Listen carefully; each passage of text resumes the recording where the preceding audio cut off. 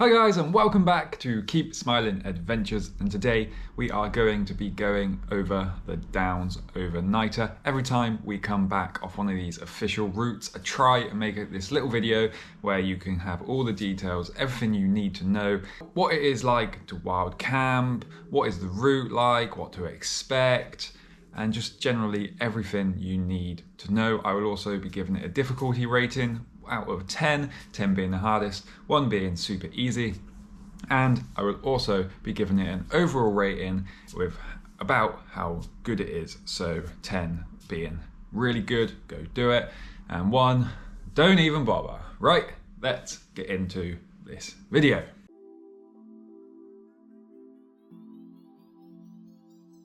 The Downs overnighter is a 110-mile off-road bikepacking route starting and finishing in Guildford. This route is best broken down into 3 stages: the Downs Link, the South Downs Way, and finally finishing off with a bunch of bridleways to finish off the ride. This route will give you an opportunity to ride nearly completely off-road for the entire route. With a few sections of quiet country lanes, this route is pretty well signed for the most part. The Downs Link is very well signed, as well as the South Downs, but you will still want a GPS for navigation to make things easier. Although this route is an off-road route, you will have plenty of opportunities to restock on food and water. There are also drinking taps along the South Downs Way and plenty of cafe stops if that's your thing.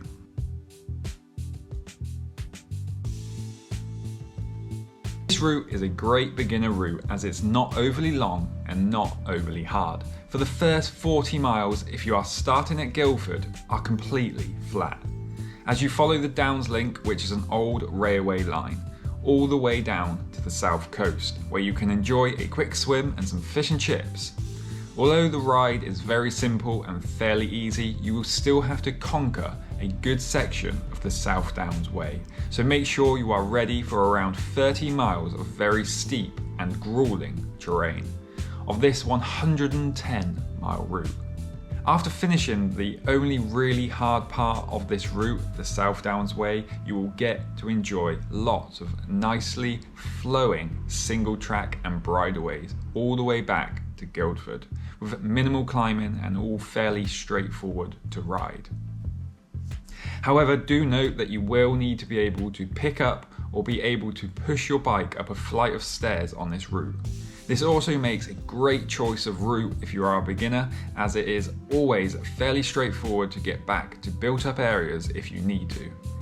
Also, there are plenty of places to stop to stock up on food and water, and there are drinking taps along the South Downs part of this route.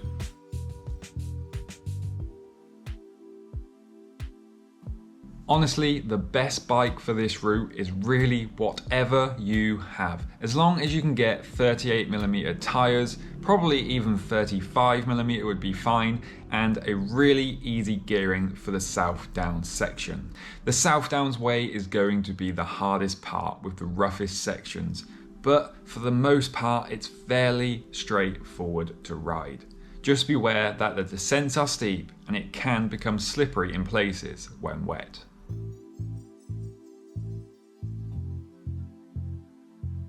Whether you want to wild camp or stay in a proper campsite, you are in luck. There are a few official campsites pretty close to the route. If you prefer, it will be fairly straightforward to find a B&B or a hotel if you really want luxury. But if you want the wild camping experience, this route has lots of quiet places. You could set up a small tent or hang a hammock for the night. But do remember, if you are going to wild camp in England, set up late, leave early, and leave no trace.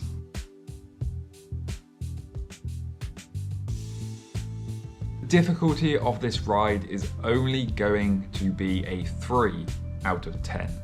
As this ride never takes you far away from any built-up areas, has lots of facilities along the way, and the riding is really quite straightforward. Even if you are new to bikepacking, I think you will find it enjoyable over hard to enjoy.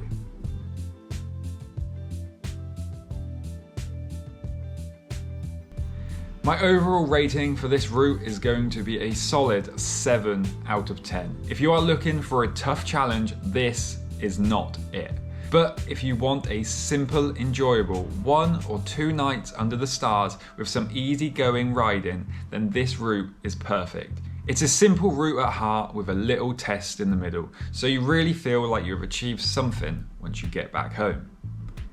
When you get to the end of this route, you will simply say, "That was an awesome ride. You won't be drained, but you certainly will be ready to get out there again."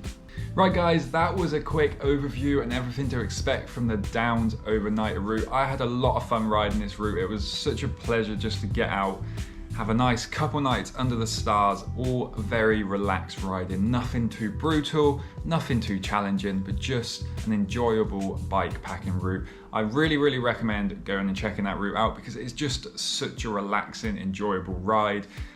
Take some friends, get outside, go and enjoy the outside and enjoy an adventure. And I will see you in the next adventure, guys. Keep smiling, enjoy the adventure. Peace.